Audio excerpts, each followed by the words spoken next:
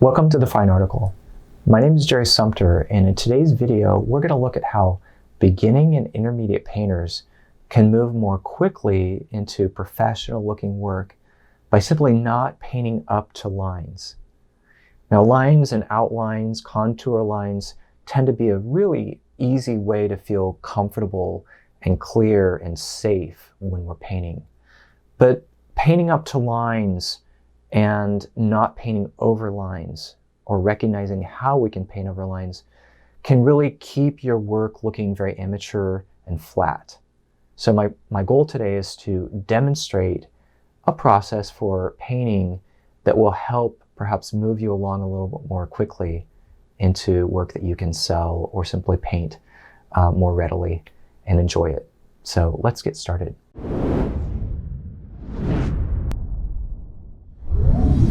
Okay, so I'm just going to demonstrate how I'm going to recommend that you do not start your paintings. So this is not an example of how to start the painting. This is what I see a lot of people doing when they're beginning to paint, is these lines and then painting up to the edges of lines.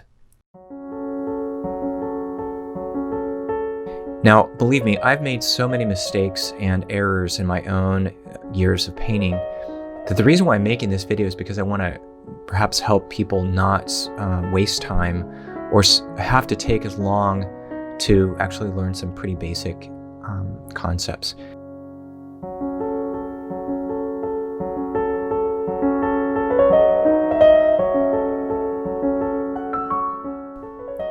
So as you can see, I've laid down a tone, and I'm now just putting down a darker tone, which is going to represent the orbit of the eye.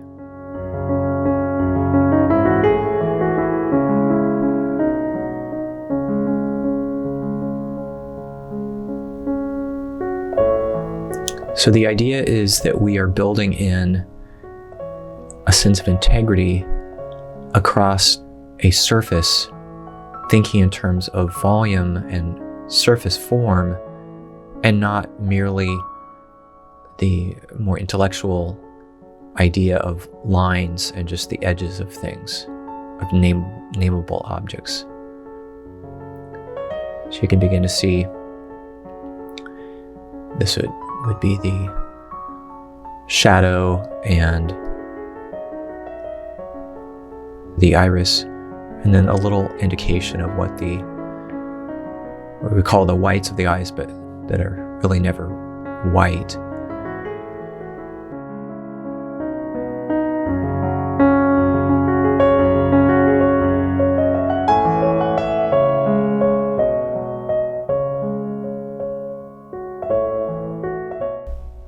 The application is not especially linear, and it's not an attempt to make an exact representation of every little point on the eye, primarily in the beginning, because that will just lock you into the details before you get the actual surface.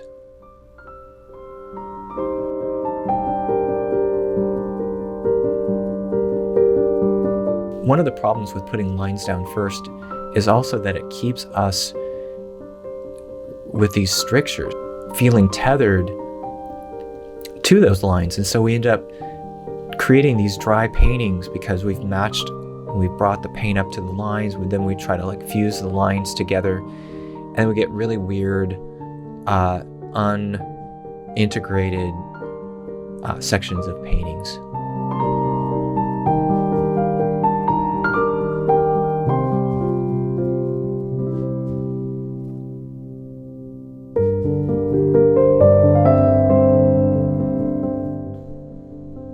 Just a hint of the brow, where the brow will go.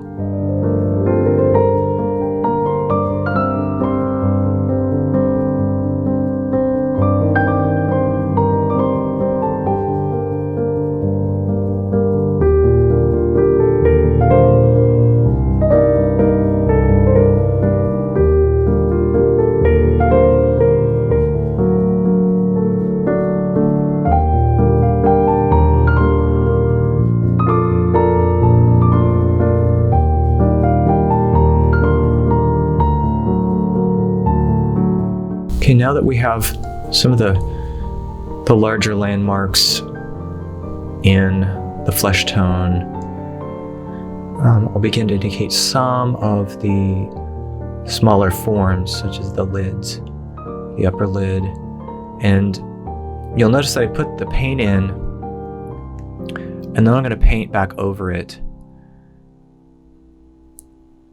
because I don't want to try to fill in the light on the lid in between lines. Okay, so it's, again, I'm painting into paint, not up to lines.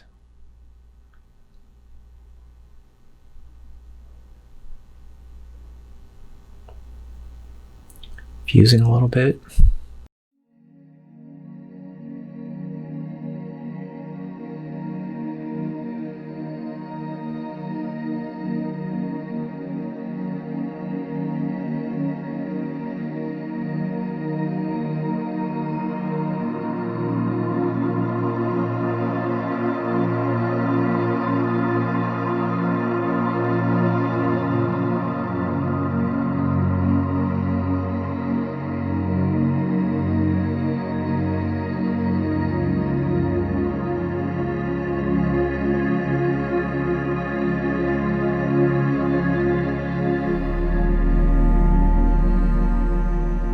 I notice I don't try to paint little eyelashes. I'll put a larger amount of paint down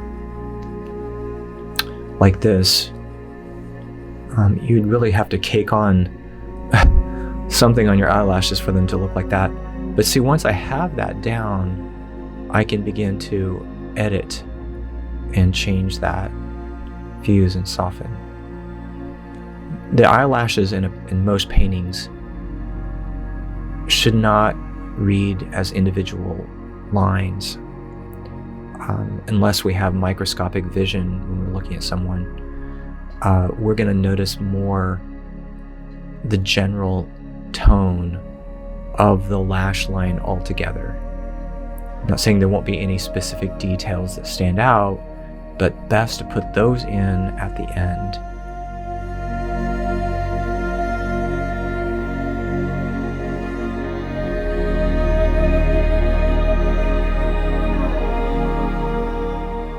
Suggestion of where the lower lid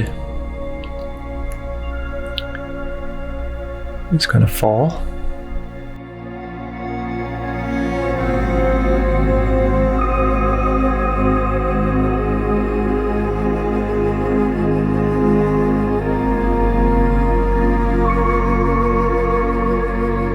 And it might seem a little crude, but the process of doing this will have the beginning to the middle of the painting looking odd, like it's not finished. And that's, I think, one of the reasons why a lot of times when people begin painting, they'll strive for those details because it gives a person a sense of accomplishment or a sense of accuracy early on. The problem, of course, is that it's a false sense of success because it's really difficult to build a house around a perfectly designed shutter, but it's much easier, I would simply say, it's much easier to find shutters or to build shutters to put on the house once it's built. So that's the idea here. Drawing details or drawing lines and trying to construct the actual form to those lines,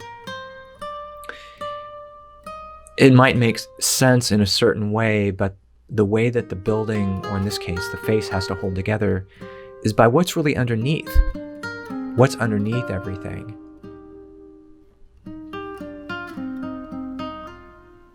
Fusing and adjusting color a bit.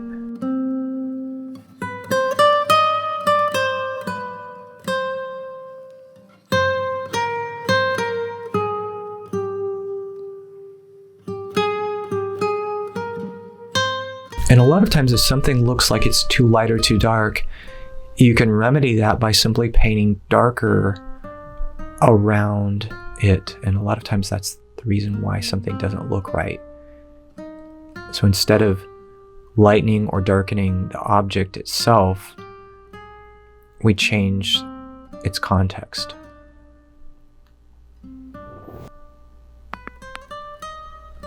I'm going to start tentatively here, just placing some touch lights. Put a little bit more paint. So we need to have some of a specular light fuse with the surface and a part of a specular light or the touch light in the eye to stand and look like it's not fused. Okay, so part fused and a part looking like it's sharp or sitting there on the surface. That tends to be pretty consistent with most highlight specular lights.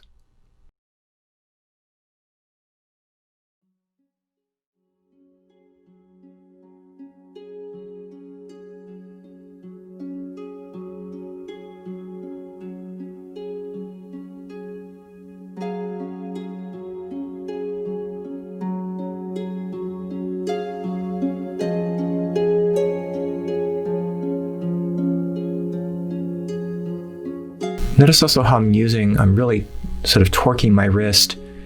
I'm really adjusting the angle of how I apply the paint to get really good control, instead of using the same angle for everything and smaller or larger brushes.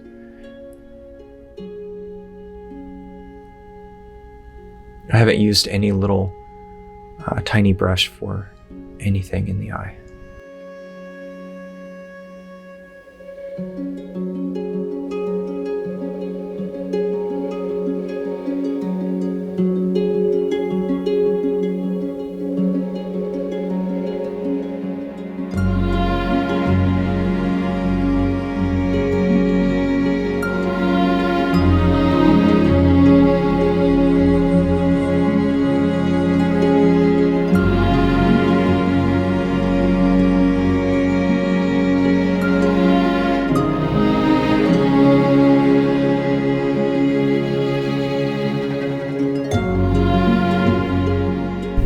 And an indication of where the hair is going to come up against the face. So again, working wet into wet, paint into paint, not stopping at the contour of the side of the face or where the hairs come across. Paint into paint.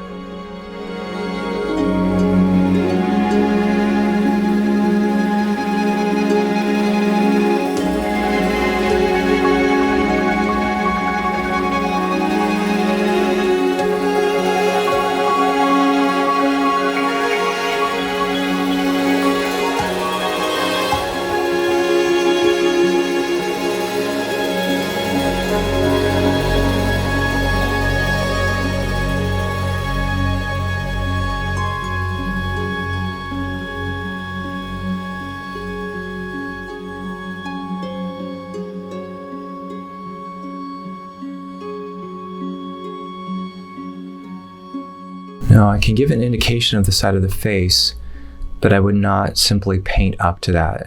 I would do just as I've done previously.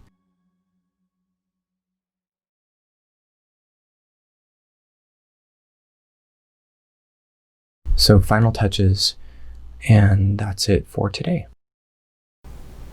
So if you enjoyed this video, please consider giving me a thumbs up down below, and also leave me a comment. Let me know if there are ideas, strategies, topics, or even specific artist techniques that you would like to see in future videos. That inspires me to actually make the videos. And if you're interested in content such as this, then you might consider subscribing. So in the meanwhile, from my studio to yours, happy painting.